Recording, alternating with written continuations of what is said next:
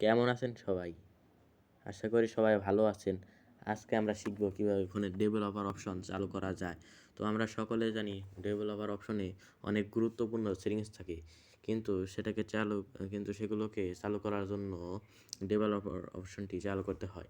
কিন্তু আমরা এখন অনেকেই জানি না কীভাবে ডেভেলপার অপশনটি চালু করতে হয়। তো আজকে আমি সেটাই দেখাবো কীভাবে আপনি ডেভেলপার অপশনটি অন করবেন। তো চলুন শুরু করা যাক। প্রথমে আপনি ফোনের সেটিংস ওপেন করবেন। সেটিংস ওপেন করার পর আপনি এখানে সার্চ করবেন অ্যাবাউট ফোন। সার্চ করে আপনি ওপেন করবেন। আমি সেটিংস থেকে খুঁজে নিচ্ছি। ওপেন করার পর একটু নিচে দেখবেন MIUI ভার্সন অথবা বিল্ড নাম্বার, এখানে 7বার ক্লিক করবেন। 7বার ক্লিক করার পর এখান থেকে ব্যাক করবেন। ব্যাক করার পর এখানে সার্চ করবেন ডেভেলপার অপশন।